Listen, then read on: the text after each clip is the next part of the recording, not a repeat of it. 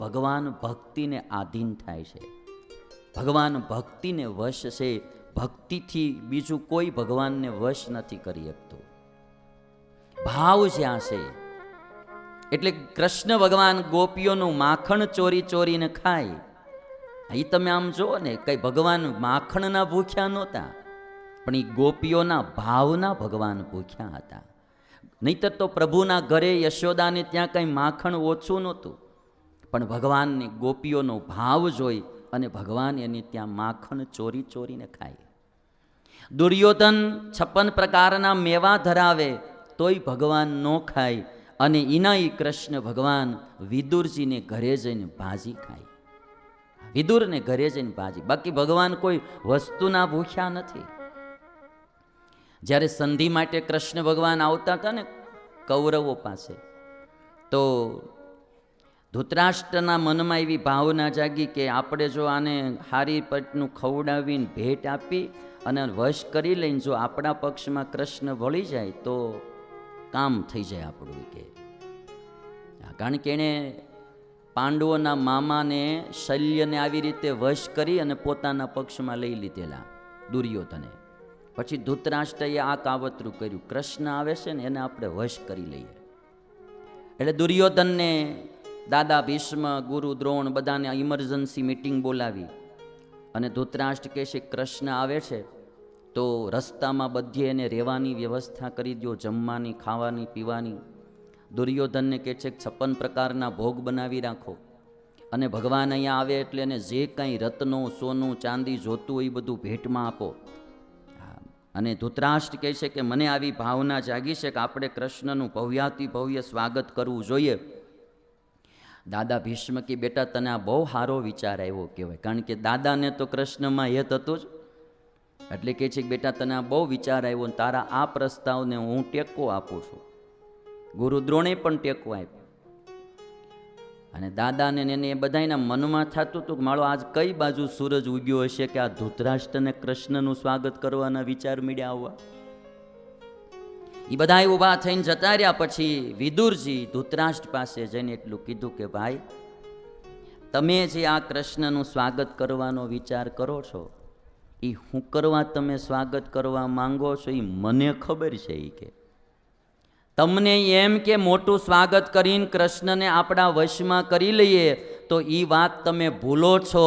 કૃષ્ણ ભગવાન તમે આખી દુનિયા દેહો ને તોય પાંડવોને છોડીને તમારી બાજુ નહીં આવે. જાઓ કે વિદુરજી એટલી વાત કીધી. અને પછી ભગવાન કૃષ્ણ સંધિ માટે આવ્યા અને બપોરે દુર્યોધન કે હાલો પ્રભુ જમવા. 56 પ્રકારના ભોગ ત્યાર. કૃષ્ણ ભગવાન કે મારે તારે અહીંયા જમવા આવવાનું નથી થતું. તો કે છે કેમ? તો કે જો બીજાનું 2 વાર જમાય, એક તો સામેના માણાને કોઈના બીજાને અહીંયા આપણે જમીએ તો જમવામાં 2 વાર જમવાનું થાય. એક તો એ સામેના માણાને આપણામાં ભાવ હોય, આપણને આમાં પ્રેમ હોય, આદર હોય, ની ભાવથી આપણને જમાડતો હોય તો આપણે એની ઘરે જમવું જોઈએ. અને બીજું કે આપણે ક્યારેક કોઈ પ્રોબ્લેમમાં હોય, મુશ્કેલીમાં હોય તોય કોકને અહીંયા જમવું પડે. કૃષ્ણ ભગવાન કે આ 2 બાબતે જ કોકનું જમવાનું થાય. દુર્યોધન સાંભળી લે, તને મારામાં ભાવ નથી અને હું કાંઈ પ્રોબ્લેમમાં નથી, એટલે મારે તારું ખાવાનું થાતું. તને મારામાં પ્રેમ નથી, હું કાંઈ પ્રોબ્લેમમાં નથી, તો મારે તારું શું કરવા ખાવું? 56 ભોગ છોડી વિદુરની ભગવાન ભાજી જમ્યા. અને એટલા માટે મારે તમારે એક વાત યાદ રાખવાની, ઈશ્વરી તત્વ જે છે ભગવાન, કે પછી ભગવાનની સાથે લાગેલો કોઈ સત્પુરુષ, મહાપુરુષ, કોઈ ભગવાનના સંત કે ભક્ત, એ આ લોકના વસ્તુ પદાર્થથી વશ નથી થતા. એ આપણા દિલની શુદ્ધ ભાવનાથી વશ થાય છે. એ પ્રેમથી અને ભાવથી વશ થાય છે. માટે વાલા ભક્તો, મારા ને તમારા જીવનમાં ભગવાન પ્રત્યે ભાવ જાગે ને એવો પ્રયત્ન કરવો. ઈશ્વર છે ને આપણું રૂપ જોઈને એને ભાવ નથી થતો, આપણી ઉપલી સંપત્તિઓ જોઈને નહીં, આપણું દિલ જેટલું સાફ હશે એટલો ઈશ્વરને આપણામાં ભાવ થશે. આ લોકના માણસો કદાચ આપણો ઉપલો વેશ જોઈને અંજાય, પણ ઉપરવાળો ઉપલો વેશ જોઈને અંજાતો નથી. એ દિલ સાફ જોઈએ. આપણે બધાને કેવું છે કે આમ ઉપર ઉપરનું જોઈને અંજાઈ જઈએ, ભગવાન એમ અંજાતા નથી. એને કોઈનું દિલ સાફ દેખાય, ભાવવાળું દેખાય એટલે ભગવાન એને આધીન થઈ જાય છે. અને એટલા માટે ગોપીઓ હોય, શબરી હોય, અર્જુનનો ભગવાન રથ ચલાવે ભાઈ, એ બધું ભાવને આધીન કાર્યો થયા છે. યુધિષ્ઠિરના યજ્ઞમાં એઠાવાળા પતરા ઉપાડે, એ ભાવથી થાય છે. અને એટલા માટે મારા ને તમારા જીવનમાં ભાવ ડેવલપ કરવો, અભાવ નહીં. આ કથા બહુ સમજવા જેવી છે. એક પ્રસંગ નાનો એવો ભાગવતનો સંભળાવું. એક દિવસ ગોકુળમાં ભાવ કેવું કામ કરી તમે જો. ગોકુળમાં એક ફળ વેચનારી નારી આવી અને ફળનો ટોપલો માથે લઈને ગોકુળમાં અવાજ પોકાર કરે છે. ક્રીણીહિ ભો ફલ્લાનીતિ શ્રુત્વા સત્વરમચ્યુતઃ ફલ્લાર્થી ધાન્યમાદાય યયો સર્વફલપ્રદઃ. ફળ વેચનારી નારી, વ્યાસ પ્રભુ લખે, ફળ વેચનારી નારી ટોપલો માથે લઈને ગોકુળમાં ચાલી જાય છે ને કહે છે કે ભો ભો હો ફલ્લાની ક્રીણીહી, ફલ્લાની ક્રીણીહી, કોઈ ફળ ખરીદો, કોઈ ફળ ખરીદો. આ અવાજ કૃષ્ણ ભગવાને સાંભળ્યો. શ્રુત્વા સત્વરમ અચ્યુતઃ, અચ્યુતઃ શ્રુત્વા, એને સાંભળ્યો અને જૈન માને કહે છે કે માં મારે ફળ ખાવા છે. એ જમાનો જૂનો, ખોબો ભરીને યશોદાએ અનાજ આપ્યું અને કૃષ્ણ ભગવાન ફળની ઈચ્છાથી હાથમાં એ અનાજ લઈ અને ચાલ્યા છે. ફલ્લાર્થી ધાન્યમ આદાય યયો, ફળની ઈચ્છાથી ધાન્યમ આદાય, ધાન્ય લઈ, ધન અન્ન લઈ અને ભગવાન કૃષ્ણ ચાલ્યા. હવે નાના એવા કૃષ્ણ, નાનો એવો એનો ખોબો, અને આમ જાતા તેમાં અડધું તો ઢોળાઈ ગયું. અને ફળ વેચનારી નારી પાસે આવ્યા ને નારીએ કૃષ્ણને જોયા, એટલો ભાવ જાગ્યો આ નારીને કે બાળકો તો ઘણા જોયા પણ આવું બાળક ક્યાંય દુનિયામાં ન જોયું. એક તો બાળક અમથું મનોહર લાગે ને વાલું લાગે, ઘરનું હોય કે પારકું, પણ આજ તો પ્રભુ સ્વયં બાળક બનેલા આ ફળ વેચનારી નારીને બહુ ભાવ જાગ્યો. ખોબામાં જરાક અમથું ચપટીક અનાજ વધેલું ફળ વેચનારીએ લઈ લીધું. એના બદલામાં ફળ કાંઈ લાંબા આવે એમ નહોતા, પણ ભાવ જાગ્યો ને, ખોબો ભરીને આ ફળ વેચનારી બાએ કૃષ્ણને ફળ આપ્યા છે. મેં એક દિવસ કહેલું ને કે જ્યાં દિલ કામ કરતું થઈ જાય ને ત્યાં પછી ગણતરી નથી હોતી. ત્યાં 2 + 2 = 4 નથી થતા, ત્યાં 2 + 2 5 પણ થાય ને 6 પણ. અનાજના બદલામાં ફળ લાંબા નહોતા આવે એમ, પણ આજ આ ફળ વેચનારીને ભાવ જાગ્યો. એ અનાજ ન જોયું, એને ભાવથી ખોબો ભરીને કૃષ્ણને ફળ આપ્યા. વ્યાસ પ્રભુ લખીએ કે સર્વને ફળનો દેનારો આજ સ્વયં ફળ લેવા ચાલ્યો છે. સર્વ ફલપ્રદઃ, બધાને ફળનો દેનારો આજ સ્વયં ફળ લેવા ગયો. અને ભાવથી જાગતા નારી આખો ખોબો ભરી દીધો. કૃષ્ણ ભગવાન ફળ લઈને જાતા હતા ને વિચાર કર્યો કે મારા ધાન્યના બદલામાં આટલા ફળ ન આવે. આ નારીએ કેટલો ભાવ જગાડીને મને આ ફળ આપ્યા, એના ઉદાર દિલથી એણે મને ફળ આપ્યા. ભગવાને વિચાર કર્યો કે આનું મારે મફતમાં લેવાય નહીં.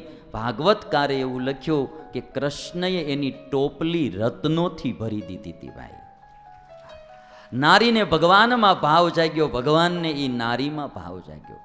એટલે આપણે એમ કહેવાય કે જો આપણે વેત નમીએ ને તો ભગવાન તો હાથ નમે. આપણે વેત નમીએ તો ભગવાન તો એક હાથ નમે એવા દયાળુ છે. આ ભાવની કથાઓ છે બધી ભાગવતમાં. અને ભાવથી જે કામ થાય એ આ દુનિયામાં બીજા કોઈથી ન થાય. જે દીકરા દીકરીઓ, જે દીકરાઓને એના મા બાપમાં ભાવ જાગે ને, એ શ્રવણને ઝાંખો પાડે ને એવી સેવા કરે છે આજ પણ આ દુનિયામાં. કે આ મા બાપ ક્યાંથી, મા બાપ ક્યાંથી, એવી સેવાઓ કરે છે. અને જેને અભાવ જાગી જાય છે એને ત્યાં બધું હોવા છતાં એ વૃદ્ધાશ્રમમાં મૂકવા જાય છે. બધું ભાવ ઉપર ડિપેન્ડ કરે છે ભાઈ. ભાવ વસ્તુ જ આખી અનોખી છે. આજકાલ મને એવું લાગે સમાજમાં કે જેટલી ભૌતિકતાઓ વધતી જાય છે ને, જેટલી ફેસિલિટીઓ વધતી જાય છે, માણસ બુદ્ધિશાળી કદાચ થતો જાતો એવું લાગતું હશે, પણ ધીરે ધીરે દિલના ભાવ માણાના ઘટતા જાય છે. પહેલાં આમ કોઈ પણ જગ્યાએ આમ ગામનો માણા મળે ને તો એમ થતું કે અમારા ગામનો છે. હા, એમાં ભાવના હતી આખી. તમે ગામડાઓમાં આમ અમુક જુઓ તો બધા ટ્રેનોમાં બસોમાં જતા હોય તો ભાતા ખોલે, એકાબીજાને આપે અને ખાય. અને આ બહુ એજ્યુકેટેડ બુદ્ધિશાળી હોય ને તો સીટ બાજુ મોઢું કરીને એકલો એકલો ખાઈ લે. હા, એ કોઈની હામુય ન જોવે. આવી જિંદગીમાં કંઈ મજા નહીં. એજ્યુકેશન હોવું જોઈએ. એજ્યુકેશનનો મતલબ એવો નહીં કે ટાઈટ થઈ જવું. ભાવવાળું રહેવું છે. હા, દિલથી રહેવું છે. અબ્દુલ કલામ રાષ્ટ્રપતિ હતા, પણ બાળકોની હારે બાળક જેવા થઈને રહેતા હતા. એનામાં ભાર નહોતો જણાતો અબ્દુલ કલામને. આવા વ્યક્તિઓ તો બહુ ઓછા હોય. એને એના એક પુસ્તકમાં લખ્યું કે મારા બાપુજી કંઈક મુસ્લિમ સમાજમાં આગેવાન, રામેશ્વર મંદિર, એ તો રામેશ્વરમાં રહેતા. રામેશ્વર હિન્દુઓના 4 તીર્થોધામમાં એલું એક તીર્થધામ. એટલે એ તીર્થધામના આગેવાન વ્યક્તિ અને એક ચર્ચના આગેવાન વ્યક્તિ, એ કે ત્રણેય જણા એક ખાટલા ઉપર ચા પીતા હોય બેઠા બેઠા. એ દ્રશ્ય મેં જોયેલું. ત્યારથી મને કે સંપ્રદાયવાદથી પર ઉઠવાના વિચારો આવ્યા. કે આ ત્રણેય જણા એક ખાટલે બેઠા બેઠા એ કે ચા પીતા હોય. કે કેટલી મોટી આમ ભાવના આ દેશ માટે. આખી જિંદગી, એક તો એને વિવાહ ન કર્યા, આખી જિંદગી આ દેશના સાયન્સ સંશોધન માટે એણે ખપાવી દીધી. આ ભારત દેશને સાયન્સમાં જો આમ નામના કરાવનારું કોઈ વ્યક્તિત્વ હોય ને તો એ અબ્દુલ કલામ હતા ભાઈ. એ અબ્દુલ સાચો હિન્દુસ્તાની માણા હતો. એના દિલમાં દેશભક્તિ હતી. એને આખો ભારત દેશ એ પોતાનો લાગતો હતો. અને હું તો મારી કથામાં વારે વારે કહું છું કે ઝાઝુ આપણને ન આવડે, પણ આપણે 2 પંક્તિ તો આપણી પ્રતિજ્ઞાપત્ર ભણતા ને ત્યારે બોલાવવામાં આવતું કે ભારત મારો દેશ છે, બધા ભારતીયો મારા ભાઈ બહેન છે. આ 2 ભાવના આપણામાં આવવી જોઈએ. ભારત મારો દેશ છે અને બધા ભારતીયો મારા ભાઈ બહેન છે. આ ભાવની કથાઓ છે. અને જ્યાં ભાવ છે ત્યાં જ સર્જન છે. જ્યાં ભાવ છે ત્યાં જ આનંદ છે. જ્યાં ભાવ છે ત્યાં જ સમર્પણ છે. અભાવમાં તો બધું નાશ થઈ જાય. અને તમને હું એક વાત કરું, આ ભાવ છે ને એ વૃષ્ટિ જેવું કામ કરે. વરસાદ વરસે ને, તમે બધા ગામડામાં રહ્યો, ખબર હોય, ઉનાળામાં ખેતર તવડી ગયા હોય, નકરી ધૂળ ઉડતી હોય, કાળા મશ ખેતર હોય અને તરડા પડી ગયા હોય, એમાં તિરાડો પડી ગઈ હોય. અને એ સમયે વૃષ્ટિ વરસે, વરસાદ વરસે એટલે એક તો બધી જમીનને એક કરી દે, તવડા બૂરી દે. અને એવું લીલું ઘાસ ઉગે ભાઈ, અને લીલી છમ પૃથ્વીને બનાવી દે. વૃષ્ટિ બધું જ ધોઈને સાફ કરી નાખે. વરસાદ તરડાઓ બુરાવી દે, એકતા કરી દે, અને આખો હુકો પ્રદેશ હોય એને લીલો છમ કરી દે. આ વરસાદનું કામ છે. જેના જેના દિલમાં ભાવ જાગે ને એ પણ આ વરસાદના જેવું કામ કરે છે ભાઈ. કોઈ 2 મનમાં, કોઈ 2 દિલમાં તિરાડ હોય ને તો ભાવ એ તિરાડોને પૂરી દે છે. સૂકો પ્રદેશ હોય એને લીલો છમ કરી દે. 1-2 ભાવવાળા પરિવારમાં માણસો જાગી જાય ને આખા પરિવારને લીલો છમ બનાવી દે. અને અભાવ એ તડકાનું કામ કરે છે. લીલું હોય એને હૂકવી નાખે, તિરાડો પડાવી દે, બધું નોખું નોખું કરી નાખે, વીખી નાખે. અભાવ આ કામ કરે છે. મારે તમને થોડી વાતો આજે કેવી છે ભાવ વિશે. આજે બહુ બધો બુદ્ધિજીવી સમાજ છે ને ધીરે ધીરે ભાવ વિનાનો થતો જાય છે. ભાવથી જે સર્જન છે એ બીજું ક્યાંય થતું નથી. હું તમને એક શોર્ટમાં દ્રષ્ટાંત આપું. તમારી પાસે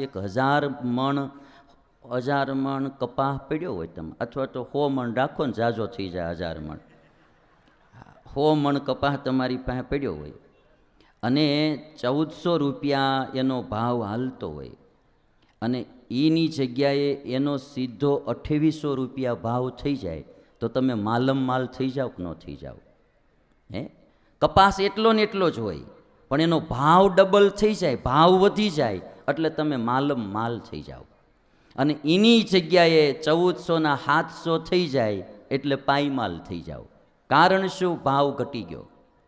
કોઈ પણ ધંધો હોય, ધંધામાં કોઈ પણ બિઝનેસ કરતો હોય, હીરાનો હોય કે શાકભાજીનો હોય કે કઠોળનો હોય, એનો ભાવ વધી જાય એટલે માલ થઈ જાય, અને ભાવ ઘટી જાય એટલે પાયમાલ થઈ જાય. વસ્તુ એટલી ને એટલી હોય. 1000 મણ ડુંગળી ઘરમાં પડી હોય અને જો એના 100 રૂપિયા ભાવ થઈ જાય તો એ માણસ આમ તમારે આમ બારો નીકળ્યો હોય ને તો બધાને તરત બોલે આવો ઘરે ચા પીવા, કારણ કે કોટામાં આવી જાય. અને એ સમયે કોઈ એમ કે 500 રૂપિયા અલે 1000 લઈ જા, આમ ઉદારતા આવી જાય. અને એના એ ડુંગળીના ભાવ 5 રૂપિયા કિલોના થઈ જાય, માણા પાયમાલ થઈ જાય. ઘણાને હાર્ટ એટેક આવી જાય એમ. આ ભાવમાં બહુ કિંમત છે ભાઈ. ભાવ વધે એટલે મજા, ભાવ ઘટે એટલે પાયમાલ. બીજું તમને એક ઉદાહરણ આપું. તમને કોઈ ભાવથી અડદની દાળને બાજરાનો રોટલો ખવડાવે ને તોય મીઠો લાગે, ભાવ વિનાના લાડવા ખવડાવે, થાળી કંઈ લ્યો ખાઈ લ્યો આવ્યા સોતે, લાડવો ધૂળ જેવો લાગે હો. હા, એ ભલે ઘી નાખેલો લાડવો હોય પણ એ ગળે ઉતરે નહીં ભાઈ. લાડવામાં મજા નથી, ભાવમાં મજા છે. જો આપને આ સમજાય તો. અને એટલા માટે કોઈ કહ્યું છે, પ્રેમે કરીને ઝળકોય પાય. પ્રેમથી કોઈ ખાલી પાણી પાય ને તોય મીઠું લાગે. પ્રેમે કરીને ઝળકોય પાય, મિષ્ટાનથી સ્વાદ ઘણો જણાય. અભાવથી જો જન દૂધ આપે, તે દૂધમાં સ્વાદ કશો ન વ્યાપે. પ્રેમથી કોઈ પાણી પાય તોય મીઠું લાગે, અને અભાવથી કોઈ દૂધ પાય તોય મીઠું ન લાગે. મારે તો કથા દ્વારા સમાજની ભાવનાઓ જ વધે ને એવો પ્રયાસ કરવો છે. દિલ ભાવવાળું હોવું જોઈએ, અભાવવાળું નહીં, નફરતવાળું નહીં. નફરત કરવી હોય ને તો નફરતથી નફરત કરો. નફરત કોઈ માણા હારે કરવાની જરૂર નથી. બધાથી ભાવ સે જીઓ, નફરત સે નહીં. જિંદગીની મજા ભાવમાં છે ભાઈ. એટલે ભાવની કિંમત જો મને તમને સમજાય ને, જો હું તમને એક વાત કરું, આપણને કોઈ પણમાં ભાવ જાગે ને એટલે આપણને મજા આવે. તમે ક્યાંય કથામાં ગયા હો ને કથામાં તમને ભાવ જાગે ને એટલે તમને કથામાં મજા આવે. કોઈ વ્યક્તિ પ્રત્યે તમને ભાવ જાગે, દાન કરવાનું મન થાય, હેલ્પ કરવાનું મન થાય, આવકાર આપવાનું મન થાય, આમ લીલું લીલું મળે થવા બધું. આપણને કોઈનામાં ભાવ જાગે તોય આનંદ આવે, આપણા પ્રત્યે કોઈને ભાવ જાગે તોય આનંદ આવે. ભાવમાં મજા જ આવે.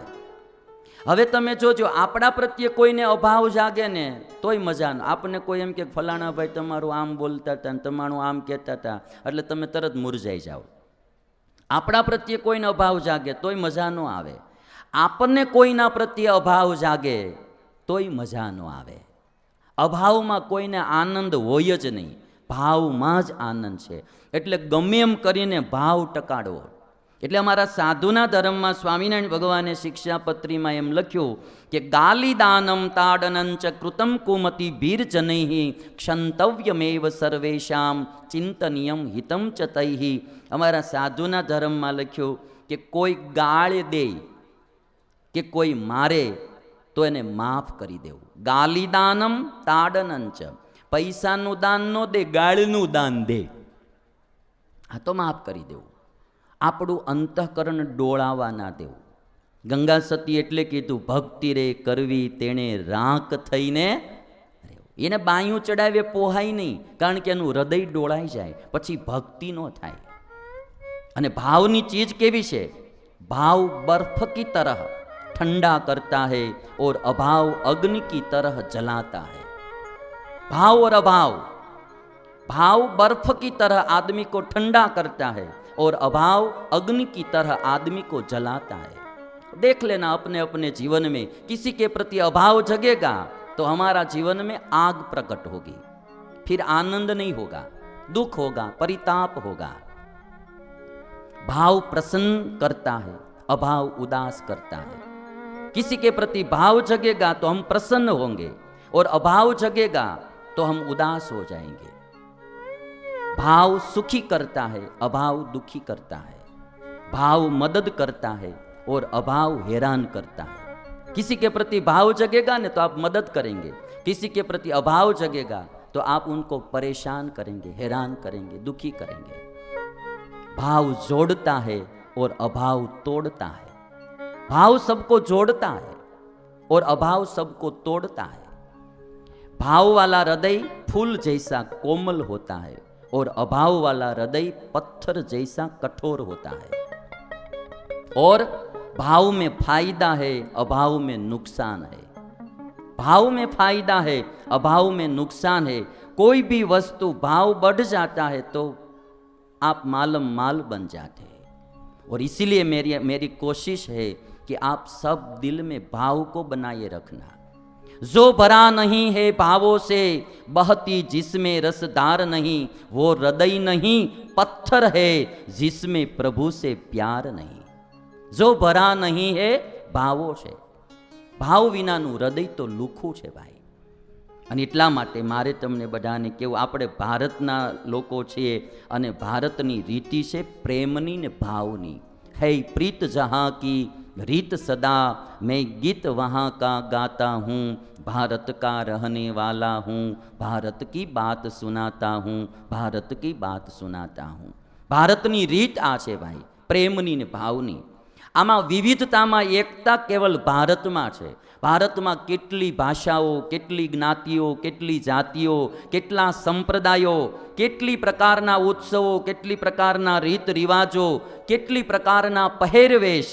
એક અનેકતાઓમાં જો એકતાવાળો કોઈ દેશ હોય તો એ આપણો ભારત દેશ છે ભાઈ. આનું કારણ ભાવ છે. ભારત કોઈની હારે બાંધવા નથી જાતો. ભારત પોતાના વિકાસમાં ધ્યાન રાખે છે. ભાવવાળો દેશ છે આ. અને એટલા માટે કવિઓએ ગાયું છે. આપણા કૃષ્ણ ભગવાનનું જીવન તમે જુઓ, એને હર પળ ભાવ વહેવડાવ્યો, એટલે આજ વર્ષો પછી પણ લોકો એની પૂજા કરે છે. રામના જીવનમાં જુઓ તો એને આખી જિંદગી ભાવ વહેવડાવ્યો.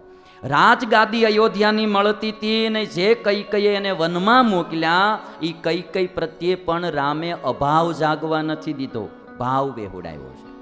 ભાવની તાકાત કેવી હોય તમે જો આખી. એક રાજા હતા ને, તો રાજાનો નિયમ એવો હતો, કોઈ પણ ભૂલ કરે ને એટલે એને દંડ દેતા ને. એમાં એને 10 ખૂંખાર કૂતરાઓ પાળી રાખેલા. હે આમ સિંહ જેવા ડાઘા કૂતરા, અને મોટા મોટા એના નખને ફાડી ખાય માણાને.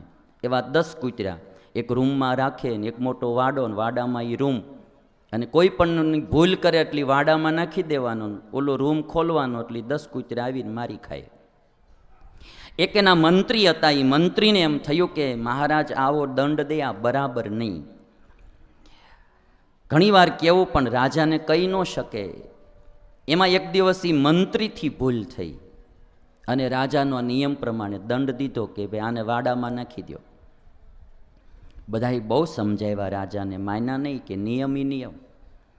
એટલે એક વાત ખાલી રાજાએ મંત્રીને પૂછી કે તારી છેલ્લી ઈચ્છા હોય એ બોલ. તો કે મહારાજ 10 દિવસનો મને સમય આપો, 11મા દિવસે તમે મારે વાડામાં નાખી દેજો. સારું કે જા. મંત્રી ઘરે ગયો. સીધો મંત્રી ઓલો કૂતરાનો ઘર હતું ને જે વાડામાં, ત્યાં રોટલા લઈને બિસ્કિટ લઈને ગયો. કૂતરાને ખવડાવ્યા, એને વહાલ કરે, પ્રેમ કરે. 10 દિવસ સુધી રોજ કૂતરા ભેગા આ મંત્રી જાય, એને ખવડાવે, માથે હાથ ફેરવે, રમાડે, ખોળામાં બેહાડે અને પોતે એની ભેગો રહે. અને પશુઓ પણ પ્રેમની ભાષાને સમજે છે. રોજ આવી રીતે ખવડાવે, માથે હાથ ફેરવે, આવી રીતનું આ મંત્રી કરે. 11મા દિવસે મંત્રી રાજા પાસે હાજર થયા. રાજા સાથે આવ્યા અને મંત્રીને વાડામાં નાખી દીધા. અને કૂતરાનો રૂમ ખોલ્યો અને કૂતરા જેવા છૂટ્યા, ખાવાને બદલે મંત્રીને બકા મીડ્યા ભરવા. એટલે રાજાએ પૂછ્યું કે મંત્રીજી આ શું? મંત્રી એટલું કીધું કે મહારાજ 10 દિવસ તમારી પાસે મેં માગ્યા હતા ને, 10 દિવસ સુધી મેં આ કૂતરાઓને ખવડાવ્યા, રમાડ્યા અને માથે હાથ ફેરવ્યો, એના દિલમાં પણ મારા પ્રત્યે ભાવ જાગી ગયો. એ કે ભાવ જાગી ગયો. પણ વાત તાળી પાડવાની તો ત્યાં તમારે આવશે કે મંત્રીએ એટલું કીધું કે આ 10 દિવસમાં આ કૂતરા પ્રેમની ભાષા સમજી ગયા. મેં 10 દિવસ એની સેવા કરી તો એને ખબર પડી ગઈ કે આને પ્રેમ કરાય, મરાય નહીં. અને તમારી 30 વર્ષ સેવા કરી પણ તમને આ ખબર ન પડી, કે તમને આ ખબર ન પડી. અને એટલા માટે વાલા ભક્તો, મારા ને તમારા દિલમાં ભાવ જાગે. આજે અમારે 2-3 ભાવ વસ્તુ આખી નોખી છે ભાઈ. હા, અમારે અમદાવાદમાં 2-3 મુસ્લિમ ભાઈઓ મને કે સ્વામી અમારી ઘરે પગલાં કરશો. એ કે તમારી કથા સાંભળીને અમારા પરિવારમાં જે શાંતિ થઈ છે ને એની વાત જવા દો. એ કે અને આ વાતો તો ભાઈ કંઈ કોઈ એક વ્યક્તિને લાગુ પડે એવી થોડી છે. આ તો માનવ માત્રની વાત છે, એ બધાને લાગુ પડે ભાઈ. માનવ વાડાવાડી તો મારા વાલા આપણા રાગ દ્વેષને કારણે છે, બાકી ઉપરવાળાએ તો બધાને માનવ જ બનાવ્યા છે. હા, ઉપરવાળો તો એક છે, સત્તા એક છે, કોઈ અલગ અલગ નામથી એને પોકારે પણ મૂળ તત્વ તો એક જ છે. સબકા માલિક એક હૈ. એ તો વાડાવાડી તો આપણે કરી છે, એ આપણા રાગ દ્વેષને કારણે કરી છે. હું આ સ્વામિનારાયણ સંપ્રદાયમાં છું, હજી સુધીમાં મેં કોઈને એમ નહીં કહ્યું કે તું સ્વામિનારાયણની કંઠી બાંધે. હું એમ પરાને કોઈને કહું જ નહીં. જેને જ્યાં ઈચ્છા હોય ત્યાં રે. ભગવાન ભજે એ મેઇન વાત છે. કોને ભજવા? એના જે ઈષ્ટદેવ હોય એને ભજે. દુરાગ્રહ અને નેગેટિવ પ્રવૃત્તિ જો સમાજમાંથી ઓછી થાય તો સમાજ બહુ સુખી થાય. પોઝિટિવ થિંકિંગ કરવું, નેગેટિવ થિંકિંગ બંધ કરવું. ભાવ ક્યારે જાગે? બધાનું સારું વિચારો તો તમને ભાવ જાગશે. બધાના માઇનસ પોઈન્ટ જોયા કરશો તો અભાવ જાગ્યા કરશે. પત્ની હોય, પતિ હોય, ભાઈ હોય, મા બાપ હોય, બધાનું તમે મોડું જ જોયા કરશો તો અભાવ જાગશે. સારું જોશો તો ભાવ જાગશે. તમે જોજો, કોઈ પણને ભાવ જગાડવો હોય તો એના ગુણ જોવા, એના દુર્ગુણ ન જોવા. એક જણો રિસેપ્શનમાં જતો હતો લગ્નના, એમાં સરસ મજાનો બુટેડ શૂટેડ કપડાં પહેરેલા, માથે ટોપી, અને ચાલ્યો જતો હતો. એમાં આકાશમાંથી એક કાગડો ચરક્યો ને બરોબર માથે આવ્યો, કપડાં બગાડી નાખ્યા. કોઈ પીમાણા હોય તરત અપસેટ થઈ જાય કે મારું ટાંકણે આ બધો ચરક્યો અને બધું બગાડી નાખ્યું. પણ આ માણસ સેજ પણ અપસેટ ન થયો. એના હૃદયમાં સેજ પણ અભાવ કે નફરત કે ઘૃણા ન થવા દીધી. આકાશમાં જોઈને એમ કહે છે કે હે ઠાકોર, હે ભગવાન, તે બહુ કરુણા કરી કે ગાયોને ભેંસુને ઉડતા નથી કર્યા. એ કે તે ગાયોને ભેંસોને, કાગડો ચરક્યો ત્યાં એટલું થયું, ગાયું ભેંસું ઉડત્યું હોત તો શું થાત? પોઝિટિવ થિંકિંગ વાળાના માણસને અપસેટ થવાનું આવતું જ નથી. નેગેટિવ માઇન્ડના માણસને ક્યાંય સેટ થવાનું આવતું જ નથી. એ વારે વારે અપસેટ જ હોય. ગુણ જોવો તો અભાવ કોઈ દિવસ નહીં જાગે, કોઈના પ્રત્યે અભાવ નહીં જાગે. આપણે નકરા અભાવ જ જો અવગુણો જોયા કરીએ એટલે અભાવ જાગ્યા કરે. હું એક વાત વારે વારે કહું છું કે પતિ પત્ની 2 જણા, એમના વિવાહનો દિવસ હતો, વર્ષગાંઠ હતી. 2 જણા ભેગા થયા અને વિચાર કર્યો કે આપણા 25 વર્ષ વ્યતીત થયા લગ્નને, પાછળની જિંદગી પણ આપણી સુખમય જાય, એટલે એકાબીજાએ કંઈ ભૂલ થાય તો નોટમાં લખી લેવાની. વર્ષગાંઠ ઉજવવા ભેગા થઈએ ત્યારે એકાબીજાએ નોટ એકાબીજાને આપવાની અને ભૂલો સુધારવાની. એવી રીતે 2 જણા એક એક નોટ રાખી, નોટબુક. વર્ષ વ્યતીત થયું, ફરીને વર્ષગાંઠ આવી એટલે પત્નીએ સૌથી પહેલાં નોટ એના પતિના હાથમાં આપી. પતિ આમ પહેલું પાનું ખોલ્યું, ત્યાં લખ્યું હતું કે તમે મને હોટેલમાં જમવા જવાનું કહીને પછી લઈ ન ગયા એટલે તે દિવસે મને બહુ દુઃખ લાગ્યું. કે એટલે આ બધું. પછી વળી પાનું ખોલ્યું, ત્યાં કંઈક લખ્યું હતું, તે દિવસે તમે મને 2 સાડી લાવી દેવાનું કીધું હતું, ન લાવી દીધી એટલે મને એનું બહુ દુઃખ લાગ્યું.